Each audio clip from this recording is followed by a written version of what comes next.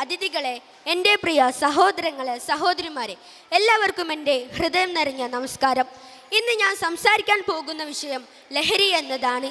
ഇതൊരു വ്യക്തിയുടെ പ്രശ്നമല്ല, ഒരു കുടുംബത്തിൻ്റെ വേദനയല്ല, മറിച്ച് ഒരു സമൂഹത്തിൻ്റെ, ഒരു തലമുറയുടെ തന്നെ പ്രശ്നമാണ്. കാരണം ലഹരി ഇന്ന് നമ്മുടെ വീടുകളുടെ വാതിൽക്കൽ വരെ എത്തി നിൽക്കുകയാണ്.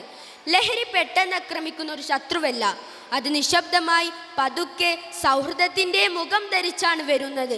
ഒന്നും സംഭവിക്കുകയില്ല, ഒറ്റ പ്രാവശ്യം മതി, എല്ലാവരും ചെയ്യുന്നതല്ലേ എന്നിങ്ങനെ അത് നമ്മെ വഞ്ചിക്കുന്നു. പക്ഷേ ആ ഒറ്റ പ്രാവശ്യം പിന്നെ ശീലമാകുന്നു, ശീലം അടിമത്തമാകുന്നു, അടിമത്തം ഒരു ജീവിതം മുഴുവൻ ഇരുട്ടിലായെത്തുന്നു. ലഹരി നമ്മുടെ ശരീരം നശിപ്പിക്കുമെന്ന് നമുക്കറിയാം, എന്നാൽ അതിനേക്കാൾ ഭീകരമാണ് അത് നമ്മുടെ മനസ്സിനെയും ചിന്തകളെയും സ്വപ്നങ്ങളെയും നശിപ്പിക്കുന്നത്. ഓർമ്മശക്തി കുറയുന്നു, തീരുമാനങ്ങൾ തെറ്റുന്നു, നല്ലതും ചീത്തയും തിരഞ്ഞെടുക്കാനുള്ള കഴിവ് മങ്ങിപ്പോകുന്നു, പഠനം പിന്നിലാകുന്നു, ജോലി നഷ്ടപ്പെടുന്നു, സ്വയം ബഹുമാനം തകരുന്നു. ഒരിക്കൽ ഉയരങ്ങളിലേക്ക് നോക്കിയ കണ്ണുകൾ പിന്നീട് നിലത്തേക്ക് മാത്രം നോക്കാനുള്ള അവസ്ഥയിലേക്കാണ് വീഴുന്നത്. സുഹൃത്തുക്കളെ, ഇന്ന് ലഹരിയുടെ പിടിയിൽപ്പെടുന്നത് ആരാണ്? വലിയ സ്വപ്നങ്ങളുള്ള നമ്മുടെ യുവതലമുറ. പഠന സമ്മർദ്ദം, പരീക്ഷാഭീതി, കുടുംബ പ്രശ്നങ്ങൾ, ഏകാന്തത, സുഹൃത്തുക്കളുടെ തെറ്റായ സ്വാധീനം, ഇവയെല്ലാം ലഹരിയിലേക്ക് വഴിയൊരുക്കുന്നു. പക്ഷേ ഒരു കാര്യം ഓർക്കണം, ലഹരി ഒരു പ്രശ്നത്തിന് പരിഹാരമല്ല, അത് എല്ലാ പ്രശ്നത്തിൻ്റെയും തുടക്കമാണ്. ലഹരി ഒരാളെ മാത്രമല്ല നശിപ്പിക്കുന്നത്, അതൊരു കുടുംബത്തിൻ്റെ സമാധാനം തകർക്കുന്നു. ഒരു അമ്മയുടെ കണ്ണീരായി, ഒരച്ഛൻ്റെ വേദനയായി, ഒരു സഹോദരൻ്റെ തകർന്ന സ്വപ്നങ്ങളായി ലഹരി മാറുന്നു. ലഹരിക്കെതിരെയുള്ള പോരാട്ടം സർക്കാരോ പോലീസോ മാത്രം ചെയ്താൽ മതിയാകില്ല.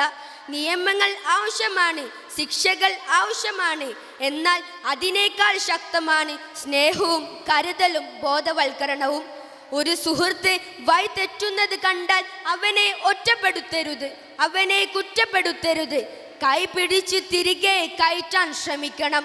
കാരണം ഒരു കൈപിടിച്ചുയർത്തിയാൽ രക്ഷപ്പെടുന്ന ഒരുപാട് ജീവിതങ്ങൾ ഇന്നും നമ്മുടെ ചുറ്റുമുണ്ട്.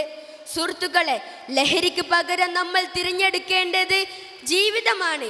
കായിക വിനോദങ്ങളും കലയും സാഹിത്യവും സംഗീതവും വായനയും സാമൂഹ്യ സേവനങ്ങളും, ഇവയെല്ലാമാണ് നമ്മുടെ മനസ്സിൻ്റെ യഥാർത്ഥ ലഹരികൾ. നല്ല സുഹൃത്തുക്കൾ, ലക്ഷ്യബോധ, സ്വപ്നങ്ങൾ, ഇവയെല്ലാമാണ് നമ്മെ ലഹരിയിൽ നിന്ന് അകറ്റി നിർത്തുന്നത്.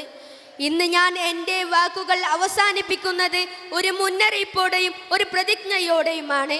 ഒരു നിമിഷത്തെ ലഹരി ഒരു ജീവിതം മുഴുവൻ ഇല്ലാതാക്കുന്നു, പക്ഷേ ഒരു നിമിഷത്തെ ധൈര്യം ഒരു തലമുറ തന്നെ രക്ഷിക്കും. നമ്മൾ തീരുമാനിക്കണം, ലഹരിയുടെ അടിമകളാകണമോ അതോ നമ്മുടെ ജീവിതത്തിൻ്റെ ഉടമകളാകണമോ?